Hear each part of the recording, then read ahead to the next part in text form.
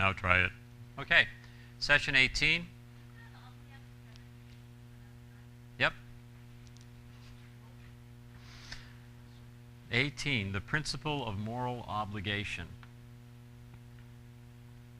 Much of what's written in here came from Charles Finney. He'll probably mention Finney here in a minute. Anybody here ever read anything by Charles Finney? Anybody familiar with Charles Finney? Sure. Charles Finney was a lawyer back in the mid-1800s who got saved, so there is hope for lawyers. And just, you know, the Reader's Digest condensed version of the story is he became this country's and probably the world's leading evangelist. Most evangelists since then point to Finney as both their inspiration and their instructor in revivalism. He traveled all through New York, Pennsylvania, the mid area of the United States at the time. His revivals were so strong that I remember reading a story of a revival up in upstate New York. He had been doing the revival for a couple of nights. He was scheduled to be there for a week or so or something. The sheriff happened to be out of town, and so he was coming back into town riding his horse, and as soon as he crossed the city limits into that town, he burst out crying. He didn't know why he burst out crying, but he just kept crying until he got all the way into town and started talking to people, and he found out that Charles Finney was in town holding a revival. This revival and these revivals would be similar to the revivals that were part of the Welsh revival in the early 1900s in Wales, in that they shut down the bars for lack of customers. They shut down the public houses for lack of customers. The police had nothing to do because nobody was committing any crimes. They were at revival, you know, during the day, at night. Everybody was talking about the Lord. It was the only subject that anybody thought was worth talking about. People were getting saved by the hundreds or the thousands throughout the course of the revival. And Finney, like I said, being a lawyer, he had kind of a legal mind, and he would approach the Bible from the idea of how do I present this as if I was presenting this to a jury to persuade them to vote for my client. And a lot of his writings come across that way. He's very, very meticulous. He builds his case very well, starting at just the very basic points of what we can, you know, both all agree on and all understand that are true, and then he builds from there and builds from there. He said that how he executed his revival, how he was so successful at it, was whatever town he was in, he would find the rocks that people were hiding behind and destroy the rocks so that there was nothing for them to hide behind anymore. And that's what would cause revival. I'm not talking physical rocks. I'm obviously talking, you know, spiritual or mental rocks. So let's talk a little bit about the principle of moral obligation. The other principles show us how to act. This principle shows why we must act. This principle, rightly understood, will become the guiding principle for all future action. With it, you will need no outside influence. This principle will become the prime directive by which you operate. Moral obligation is the basis for all civilization. Ecclesiastes 12:13. Let us hear the conclusion of the whole matter. Fear God and keep his commandments, for this is the whole duty of man. Matthew 22, verses 36 to 40. Master, which is the great commandment in the law? Jesus said unto him, Thou shalt love the Lord thy God with all thy heart, with all thy soul, and with all thy mind. This is the first and the great commandment. And the second is like unto it. Thou shalt love thy neighbor as thyself. On these two commandments hang all the law and the prophets. Matthew 7, verses 12 through 14. Therefore, all things whatsoever you would that men should do to you, do ye even so to them, for this is the law and the prophets. Enter ye in at the strait gate. Strait means narrow. For wide is the gate, and broad is the way that leads to destruction, and many there be which go in thereat, because strait is the gate, narrow is the way which leads to life, and few there be that find it. You know, that last verse made me wonder for many years, why would there be few that find it if the church is a city set on a hill, and if your light is supposed to be placed on a candlestick and not hid under a bushel so that all can see your light, if everybody can see the church because it's a city set on a hill and everybody could see the light, why do only few find this narrow gate? It didn't make sense to me. I was trying to reconcile these two verses until I finally realized that gate is there for everyone to see. They're just not looking for it. That's not the gate they want. They want the other gate. That's the other gate of the carnal realm with the carnal pleasures and the pleasures of sin for a season. That's the gate that they want. The other gate, the narrow gate, they see it, they just don't want it. That's why he also describes the kingdom of heaven being like a treasure hidden in a field, the which when a man has found, he hides it, and for joy thereof goes his way, sells all that he has, and he buys not the treasure, he buys the field. You have to buy the field to get the treasure. You have to buy it all. What comes with a field? What comes with lands with persecutions? You know, so there is a price to pay for that treasure. But it's a worthy treasure. It's worth everything. So the definition of moral obligation, the short definition is this: you must dedicate yourself to and accomplish that to which God has dedicated himself. Meaning you must truly will, that is, intend and accomplish what God wills. It's not enough to just have good intentions. It's not enough to just have the desire. It is God that works in us both to will and to do of his good pleasure, right? So more than just willing, more than just being amenable to the idea, you have to be doing God's will.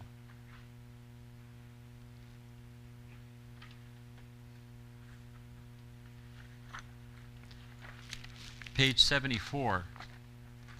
This is where most Christians have a glitch. And if there is a glitch at the point of origination, then every action toward the destination will be incorrect. You must start from the correct basis. The ultimate obligation, this is an obligation. You are obliged. To do anything else both makes no sense and is basically against the will of God. The ultimate obligation of every moral, voluntarily acting and responsible being must be to the willing of and the performing of the best good of the entire universe, which is to accomplish the will of God, because the will of God would automatically be the highest and most beneficial will for every being in the universe. If you commit to and truly accomplish the will of God, you are accomplishing the highest and most beneficial service possible for a moral being. The best good of the entire universe, including all mankind, is to line up with and accomplish the will of the Creator of the universe and all mankind. The Creator of the universe must have the overall best good of his creation in mind when he created everything, else he would destroy his own creation. thereby revealing that his will was not for the overall good, but rather the overall bad of his creation.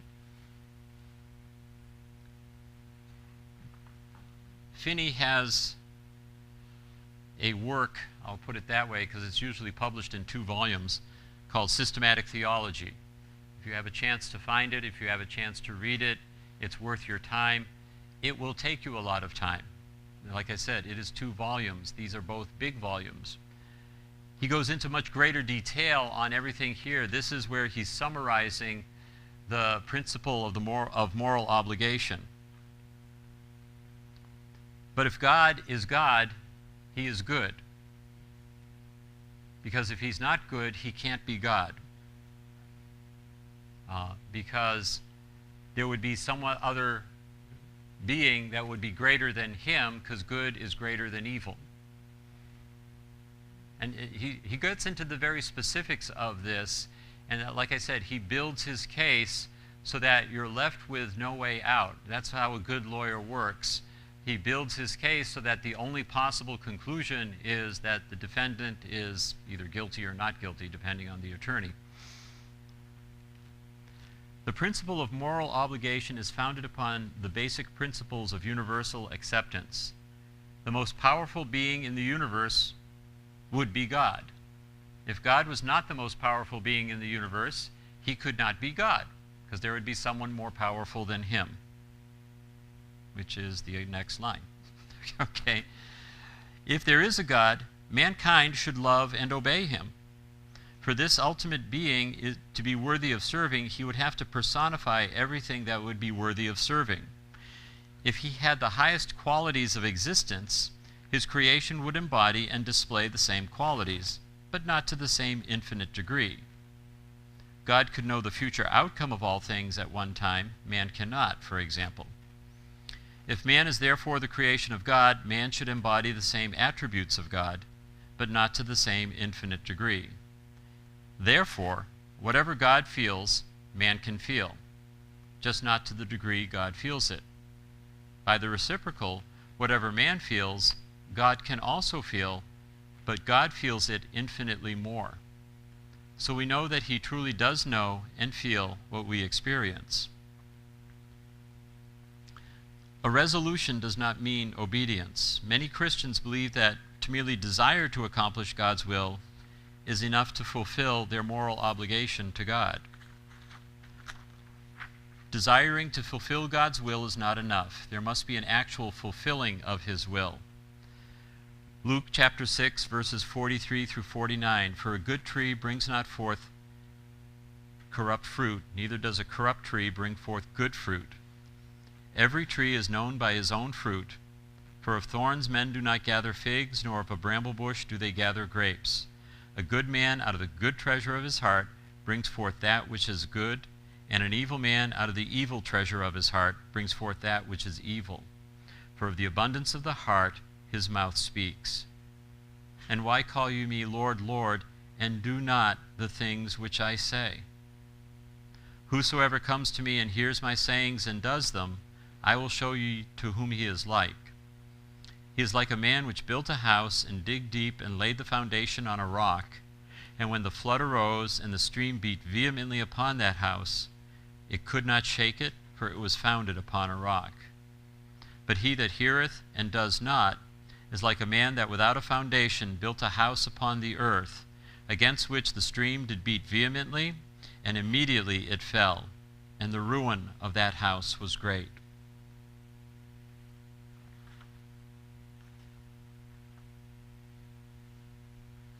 He repeats the same thing in the Gospel of Matthew, except there he says, many will say unto me in that day, Lord, Lord, have we not prophesied in thy name, and in thy name have cast out devils, and in thy name have done many wonderful works? And then will I profess unto them, I never knew you. Depart from me, ye that work iniquity. Up there in Luke 6, verse 46, he says, why do you call me Lord, Lord, and do not the things which I say? But then down here in verse 22, he says, many will come in that day saying, Lord, Lord, have we not prophesied in thy name?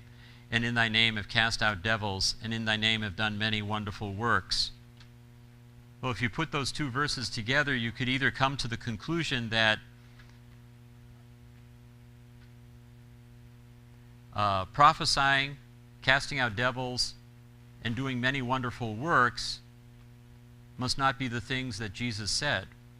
But Jesus obviously talked about those. But remember what I said at the very beginning. We have to do it all. We have to do everything that Jesus said. There are a lot of people that will do some of it. There are a lot of people that will do the parts that they like. There are some people that will do the parts that will gain them power or notoriety or money or things, whatever. They will do those parts, but they're not going to do the ones, all of what Jesus said. And if we don't do all of what Jesus said, are we truly his disciple? If you have a spouse and you say, I love my spouse, I love my husband, I love my wife, I love to be near them, I love their presence, I love to spend time with them, I love to hear their voice, I love to see them. That's all very flattering and it's all very nice. But if your spouse tells you to do something and you just ignore it and you don't do it, do you truly love them? Do you? No, if you truly loved your spouse, you would do whatever they wanted. If they said, can you do this for me? Absolutely, you would go and do it because you love your spouse. You can say all you want, I love them, and you can say how much time you love to spend with them and how you love to hear their voice and look on their face and all of these things, but if you're not a doer of what they say, are you truly loving them?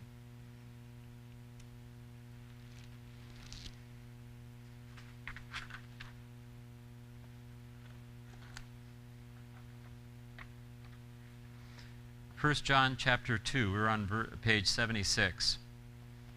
I have written unto you, fathers, because you have known him that is from the beginning. I have written unto you, young men, because you are strong, and the word of God abides in you, and you have overcome the wicked one. Love not the world, neither the things which are in the world. If any man love the world, the love of the Father is not in him. For all that is in the world, the lust of the flesh, the lust of the eyes, the pride of life, is not of the Father, but it's of the world. And the world passes away, and the lust thereof, but he that does the will of God abides forever. It's not enough to just want. It's not enough to just desire. It's not enough to just feel the presence of God and enjoy the presence of God. That's important. I'm not saying it's not. I'm not saying hearing the voice of God is not important. What I'm saying is we are called to do it all. We are called to do every part of the Word. How can we grow up into the measure of the stature of the fullness of Christ unless we do the things that the measure of the stature of the fullness of Christ did? Does that make sense?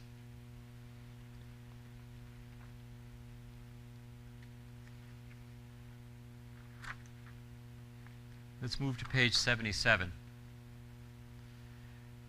Moral obligation is binding upon all humanity. Sinners are required to obey moral obligation. Sinners are also responsible to act according to the principle of moral obligation. Just because they are sinners does not release them from the laws binding upon all humanity. They are sinners because they do not obey the principle of moral obligation. If they would obey the principle of moral obligation, they would immediately begin to love God and their fellow man, treating everyone the way they want to be treated. Being a sinner does not excuse them from doing what is right. Moral obligation is the basis of the law of Moses, and the law was given to bring us to Christ, to show sinners how they were not living up to God's standard of holiness. To all who are not under grace, they are under the law. Therefore, the law still applies to them, an eye for an eye and a tooth for a tooth. Christians are required to obey moral obligation. Christians are no longer under the law, meaning that they do not look to the law for their righteousness. They look to Christ. And since Christ fulfilled the law and now lives in us by his Spirit, we also fulfill the law. We fulfill the law the same way he did, by loving God with all his heart, soul, and strength, and loving his neighbor as himself. This is how you can always know what to do in any situation dealing with humans or God. In non-human situations, you may need specific directions, such as which job to take, where to move, etc. But anytime we're dealing with people, all we have to do is love our neighbor as ourself. And C, moral obligation requires reproduction.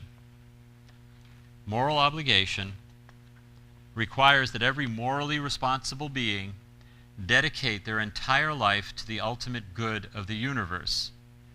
And what is right for one must be right for everyone, or it's not right for anyone.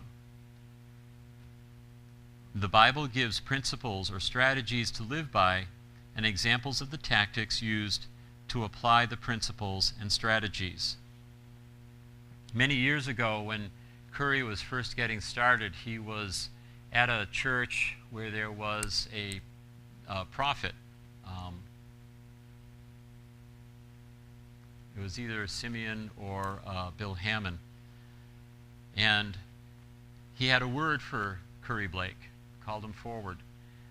He didn't know Curry at all. He had never met him before.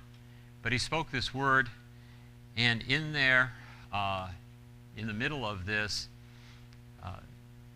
he said, you will be, or you are actually, I think, you are a reproducer of reproducers who reproduce reproducers. You could take the word discipler and replace reproducer with it. You're a discipler who disciples disciplers, who disciple disciplers, who disciple disciplers, etc. That's really the nuts and bolts of John G. Lake Ministries. We want to reproduce as much as possible throughout the world. We want to reproduce Jesus in people. And then those people need to go out and reproduce Jesus in people. And then those people need to go out and reproduce Jesus in people. That's the whole gist of making disciples.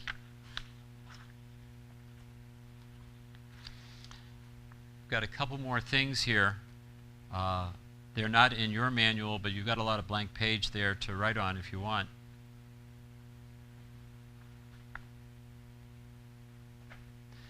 Wrapping up spiritual warfare. Success in war depends on the golden rules of war. Speed, simplicity, and boldness. That's General George S. Patton, Jr. Success in war depends on the golden rules of war. Speed, simplicity, and boldness.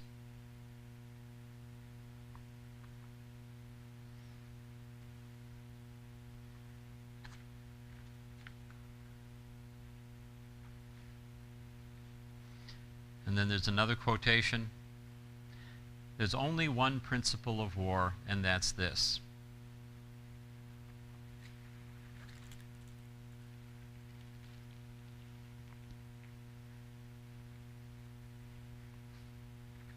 Hit the other fellow as quick as you can.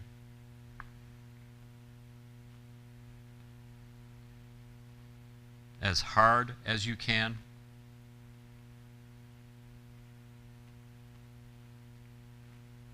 Where it hurts them the most. When he ain't looking.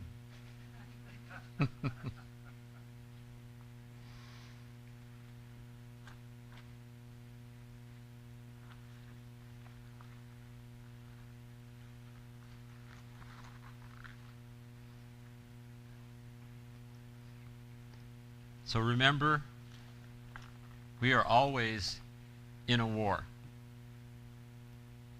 We get to choose which part we're going to play, whether it's a prisoner of war, a civilian in occupied territory, a soldier, a warrior, a traitor.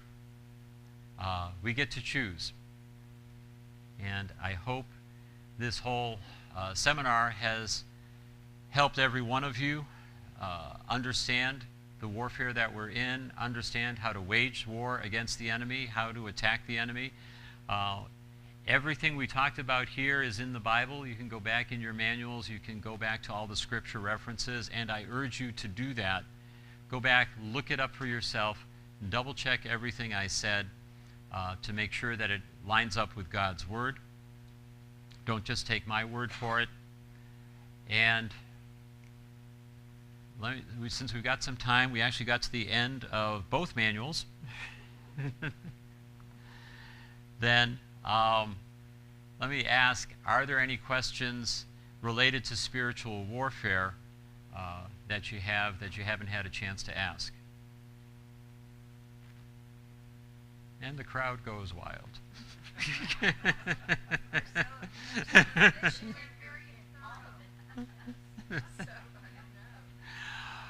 Well, okay then. God bless you all. I'm thankful. Thank you very much for all coming, sticking with